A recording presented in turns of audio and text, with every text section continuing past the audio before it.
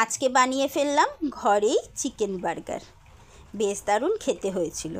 ঘরে কয়েক টুকরো সলিড চিকেন পড়েছিল, তাই ভাবলাম বাইরে থেকে বানটা কিনে এনে বাড়িতে বানিয়ে ফেলি। চিকেনের পিসগুলোকে আমি মিক্সার জারে নিয়েছি।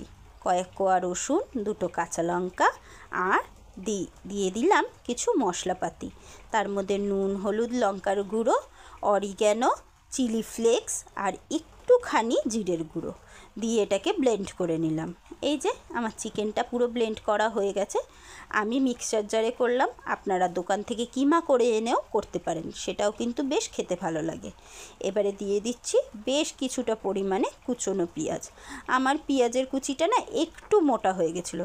যখন আমি কাবাবগুলো বানাচ্ছিলাম, মানে বার্গারের যে প্যাটিটা হয় সেটা বানাচ্ছিলাম, তখন আমার মনে হয়েছিল আপনারা একটু ঝিরিঝিরি করে কাটবেন, তাহলে আরও সুবিধা হবে। এই যে দেখুন পেঁয়াজগুলো বেরিয়ে বেরিয়ে আসছে। প্যাটিটাকে দু হাতের সাহায্যে একটা পাতলা করে বানিয়ে নিলাম। বেশি মোটা করলে কিন্তু ভিতরটা কাঁচা থাকবে। সাদা তেল গরম করে নিলাম, তার মধ্যে আমি প্যাটিগুলোকে দিয়ে দিচ্ছি। এটা কিন্তু আপনারা বাটারেও দিতে পারেন, আবার অনেকে ওই যে গ্রিলার পাওয়া যায় না, গ্রিলারেও দিতে পারেন, তাহলে বেশ একটা গ্রিলের দাগটা আসে, যেটা কিন্তু দেখতে ভালো লাগে। আমার কাছে ছিল না, তাই আমি ফ্রাইং প্যানে উল্টে পাল্টে ঢাকনা দিয়ে দিয়ে ভেজে নিচ্ছি।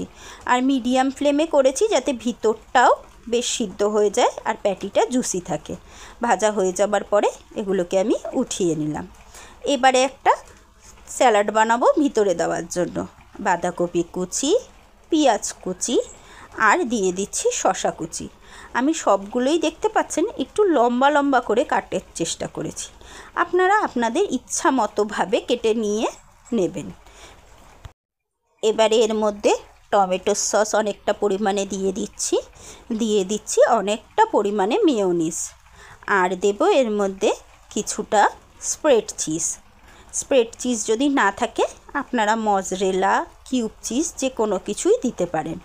আবার অনেকের কাছে সেগুলোও না থাকলে মালাইও দিতে পারেন। মালাই বলতে ওই যে দুধের মালাইটা শর্টটা, সেটাও কিন্তু খেতে ভালো লাগে।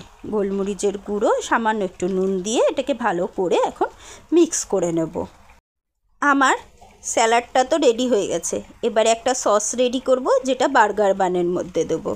দিয়ে দিলাম পরিমাণ মতো মেয়োনিজ, পরিমাণ মতো টমেটো সস, আর দিয়ে দিচ্ছি একটুখানি গোলমরিচের গুঁড়ো। আমার কাছে চিলি সস ছিল না, মানে রেড চিলি সসটা, তাই জন্য আমি গোলমরিচের গুঁড়োটা টমেটো সসের সঙ্গে অ্যাড করেছি। আপনাদের কাছে সেটা থাকলে টমেটো সস আর ওই সসটা দিলে আর গোলমরিচের গুঁড়ো দেওয়ার দরকার হবে না। এবারে সসটাকে পাউরুটিটার মধ্যে, মানে বার্গার বানের মধ্যে ভালো করে লাগিয়ে নিচে দিয়ে দিচ্ছি ওই যে স্যালাডটা বানিয়ে রেখেছিলাম, সেই স্যালাডটা শসা, বাঁধাকপি, পেঁয়াজ আর সব রকম সস দিয়ে। তারপরে এই যে চিকেনের প্যাটিটা দিয়ে দিচ্ছি।